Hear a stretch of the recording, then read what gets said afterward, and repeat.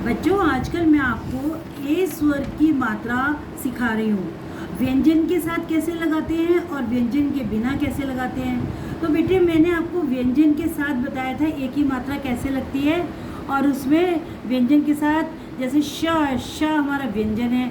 अगर शे बोलना है तो हमने ए से एड़ी स्वर लगा के ए की मात्रा लगाई है, तो शेर बन गया। आज बेटे मैं आपको एक इम्पॉर्टेंट बात बता रही हूँ। ए स्वर की मात्रा जो शुरू रेखा लाइन के ऊपर लगती है स्लैंटिंग वे में लूप बनाकर, पुनः अभ्यास कर रही हूँ, रिवाइज कर रही हूँ। ओरिजिनल लेटर के साथ स्वर ए हमारा देखो कैसे आता है। पहले आप चित्र देखेंगे, बोलेंगे, पढ़ेंगे और समझेंगे। अब बच्चों, आप लोग इसको देखो, सब बच्चे बोलेंगे ये तो हिंदी का एक है, एक। तो अब आप एक बोल रहे हो तो आपको ए स्वर सुनाई दे रहा है ना, ए स्वर। जब ए स्वर सुनाई देगा तो हम उसमें स्वर की मात्रा नहीं लगाएंगे। फिर हमारा आया क, एक, ए प्लस क इज इक्वल टू एक। अगर ओरिजिनल लेटर स्टार्टिंग में आया है तो हम ए स्वर की मात्रा नहीं लगाएंगे बेटा, ठीक है। सिर्फ व्यंजनों में लगती है। तो एक हो गया। स्वर और व्यंजन के साथ देखो, स्वर और व्यंजन, अगर हमें स्वर व्यंजन अलग अलग करने तो ए ओरिजिनल ए आ गया, स्वर आ गया, प्लस क प्लस आ इज इक्वल टू ए।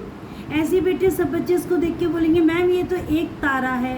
अब हमारा ओरिजिनल लेटर से स्टार्ट हुआ है लेटर वर्ड ए, तो हमने ए लिखा, इसमें मात्रा नहीं लगाई है।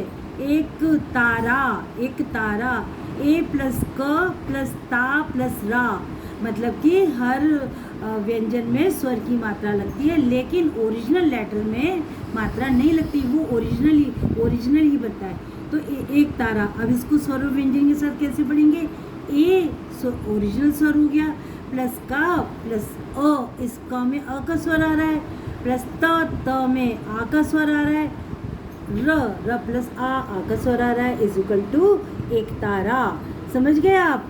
तो अभी एग्जाम्पल के लिए मैं आपको एक चीज़ और पढ़ा देती हूँ। चित्र देखना है, ए स्वर की मात्रा लगाकर सही शब्द बनाना है आपको। ये मेरी वर्कशीट है बेटा। अब देखिए, आप ये पिक्चर देख रहे हो, इसको क्या बोलोगे, मेज। लेकिन मैम ने यहाँ क्या लिखा है, मज। ये मज है या मेज है। तो हम क्या करेंगे, म को हम मे बोल रहे हैं ना, मे, तो हम इसमें क्या करेंगे, मे बोल रहे हैं, तो बेटा हम इसमें क्या करेंगे, क्योंकि हमारे व्यंजन में मे की साउंड आ रही है, हम इसमें ए स्वर की मात्रा लगा देंगे। अब हमारा करेक्ट बन गया मेज। और स्वर और व्यंजन के साथ म प्लस ए इज इक्वल टू ए इज इक्वल टू ए बन गया। ओके। अब देखो, अब सब बच्चे इसको देखेंगे मैम ये तो केला है, लेकिन बेटा मैम ने तो लिखा है क प्लस ला इज इक्वल टू कला, लेकिन हमें लिखना है केला। तो हम क्या करेंगे, क में ए स्वर की मात्रा लगा देंगे, तब हमारा ये केला बन जाएगा। क प्लस ए स्वर और व्यंजन के साथ, तो इज इक्वल टू सॉरी ये मे बन गया, इज इक्वल टू के, ठीक है।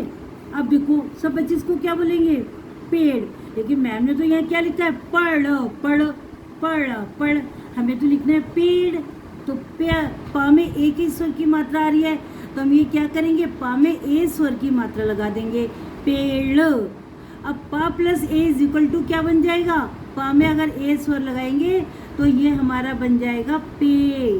क्या बन जाएगा, पे।